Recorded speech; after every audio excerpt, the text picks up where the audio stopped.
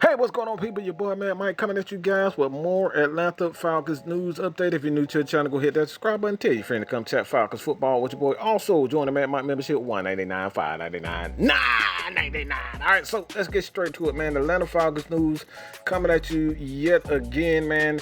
And the Atlanta Falcons offensive line, I don't think there's much to worry about. Matt Hennessy is the guy for the most part, but he is nursing a knee injury. So Dan Quinn, he's going to bring him along slowly. He's not going to throw him to the wolves and just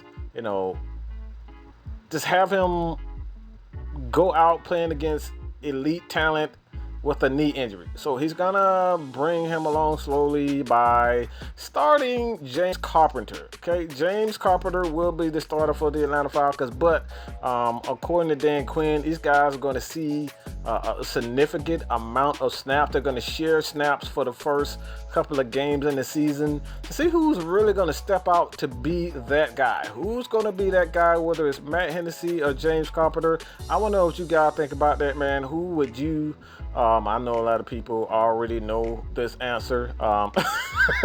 They don't really trust James Carpenter, and I get it. I understand it. But who would you rather have, a rookie and Matt Hennessy, who is not yet going up against elite talent in the NFL outside of the Falcons players? Who are you most capable? Like, who are you more comfortable with, Hennessy or Carpenter? I think it's just a great idea to just protect this guy. Again, man, he's young. You don't want a big-time injury. You don't want him to jeopardize his career, throwing him out there if his knee isn't ready. I think it's just a good idea for Dan Quinn. The next story is Kendall freaking Sheffield. A lot of people think he's going to be a tremendous player for the Atlanta Falcons, man. But he has been in a boot. I don't know if it's well, to be honest, man, it could be anything at this point, but I think it's more of a sprained ankle. So expect to see AJ Terrell. AJ Terrell is just, look, man, you ask Grady Jarrett, you ask Dan Quinn, you ask Joe Witt, and even Raheem Morris. These guys love his confidence. This guy has a confidence of a star. So when it all comes down to it, man, can this kid be a excellent player? I think he's going to be a very good player, but man, the way that he's getting praised so early in training camp and players, man, like he's going up against guys like Julio Jones, Calvin Ridley, so he's prepared to play against the best. So when it comes down to it, man, Isaiah Oliver is another guy, man. The Falcons have kind of switched up their scheme. They're going to let these guys be more physical. They're going to give these guys help over the top, playing a little bit more two-man game. And in case you guys have not heard, the Falcons are going to play a little three safety. All right, they're going to have three safety looks. They're going to have Demonte Casey, Ricardo Allen, and Keanu Neal on the field at the same time. So this is going to be unique, man. This is going to be definitely unique for the Atlanta Falcons, man. Marcus Darquez Denard, he's going to be a guy who's going to play in the slot, man. So the Falcons definitely have players to fill in for Kendall Sheffield, who is out for the most part. He's in a boot. I don't think he'll play against Seattle. Even if he does, man, the Falcons they obviously have depth. Bleedy Ray Wilson's another guy that they have. I think he can play very good ball. He played well against San Francisco, man. So when it all comes down to it, man, I don't think the Falcons will have too many issues at corner, man. Again, AJ Terrell, Isaiah Oliver, Denard, those guys will more than likely see a heavy dose of the snaps for the Atlanta Falcons on the in the secondary. So do not expect to see Kendall Sheffield play too much, if not play at all, against Seattle. This is a great stat, man. I know a lot of people are probably tired of hearing Matt Ryan's stats, but this is something that's amazing. Last year, the Atlanta Falcons missed, Matt Ryan missed the game playing against Seattle, where your boy Matt Shaw put up some incredible numbers. Like, he put up some big time numbers. So check out this stat though. Matt Ryan is 5-2. A lot of people don't. I always say to Matt Ryan, he doesn't win big games, but he doesn't play big games. He doesn't play well against great team and good teams. Well, this stat says otherwise. All right, look at this stat: 5-2 against Seattle, including the playoffs. 1,700 yards, 16 touchdowns, and 4 interceptions. Okay.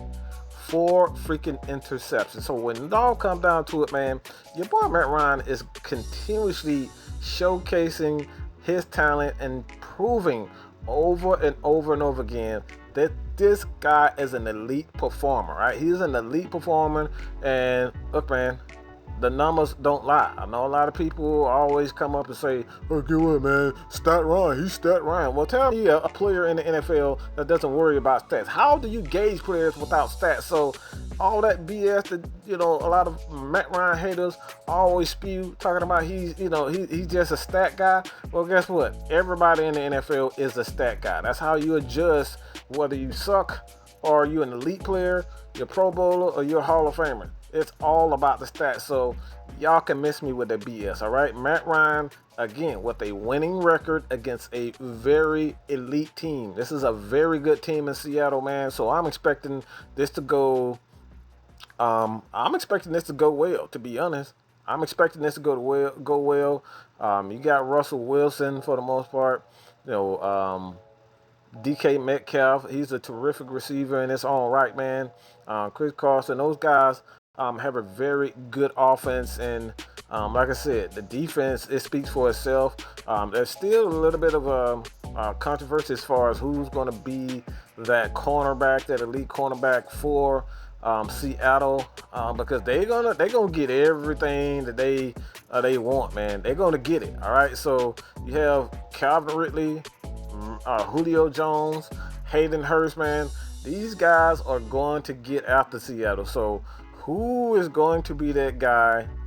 Can Matt Ryan continuously, showcase his winning ways against Seattle? He's 5-2 against Seattle. So I'm expecting a very good game from the Atlanta Falcons, who are going to play Seattle at home. There won't be a crowd for the most part, man. I'm so excited for this game, man. And honestly, I'm ready for some freaking football. All right, let's just be honest. I'm ready for some football, even if it isn't, in front of the crowd. This is going to be exciting. The next news update, man, and I think this is something, to be quite honest, this is hard pill to swallow, man. I don't know. It hasn't come out, but they are expecting Von Miller to be out for the season with a lower leg injury. It's a tendon and the ankle injury, the ankle area, man. And a lot of people are saying that it's a torn Achilles, man. And this is brutal. This is brutal for the NFL, because Von Miller is clearly a mega star. He's a superstar. And look, man, Denver, they're going to miss this guy. They're going to miss this guy without a doubt, man. So it was a freak accident, a freak injury. I'm not sure if it's a tendon, Achilles tendon, but it sure does seem that way. It really does seem that way. So, man, let me know what you guys think about Von Miller, man. Von Miller, who's going to step up to be the next Von Miller? Like, seriously, who's going to take the ring as the best NFL, edge player in the game? A lot of people probably say Khalil Mack, man. Khalil Mack may be that guy, but Von Miller is a super duper star, man. This guy's a superstar, and Denver, they're going to have some issues trying to replace him, man. A torn Achilles, what it seems like, they haven't been hasn't been official what that injury is for Von Miller, but like I said before, a lot of people are expecting it to be a torn Achilles. The last news update, man, and I think this is a very good deal for the Los Angeles Rams. They signed Jalen Ramsey who a lot of people may say that he is without a doubt one of the best young corners, if not the best young corner in the NFL. I know Patrick Peterson, Darius Slay, these guys are pretty good in their own right.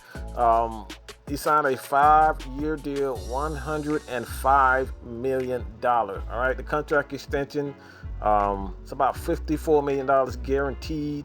When you look at the year average is about $21 million a year.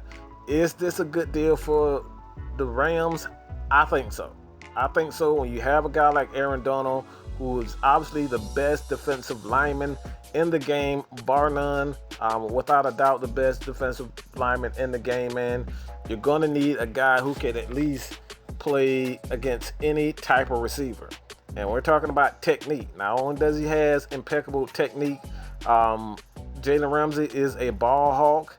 He definitely is one of those guys who has confidence in himself. Like I said before, he has the technique.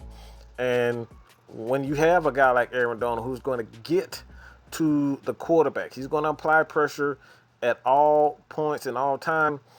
You need a guy who can stick close to a receiver, who can pretty much shut down some corners. Again, I've said this before. I don't think the NFL, the way the game it is, man, I don't think you'll ever see another shutdown corner. Just with the rules, you can't touch guys without, even that 5-yard rule where you can chuck somebody within 5 yards, man. They can call holding. I've seen it time and time again where, you see a guy, chuck a guy within 5 yards, and then the refs still end up throwing a flag. So I just don't think the current NFL is conducive for shutdown corners. Does that take away from Jalen Ramsey's talent? Absolutely not. They traded 2 first-round picks to get this guy, and obviously he is their guy. But when it comes down to it, man, I think this is a very good deal for the Rams. 5-year deal, $105 million contract extension, man. I like it. Again, man, like I said, when you have a guy like Aaron Donald, who is obviously the best defensive lineman, defensive player in the game, you need a guy in the secondary who can make plays on the ball. And this is exactly what Jalen Ramsey asked for. He asked. And when you go back to playing in Jacksonville, this is what made him great. They had a very good defensive line in Jacksonville. Calais Campbell, Yannick Ngakoue, Dante Fowler Jr. Those guys were very, very good. So this is a very good deal for the Rams. And I want to know what you guys think about it. Leave your comments below. Do not forget to hit that subscribe button. Your boy, Mad Mike is out, man. Peace.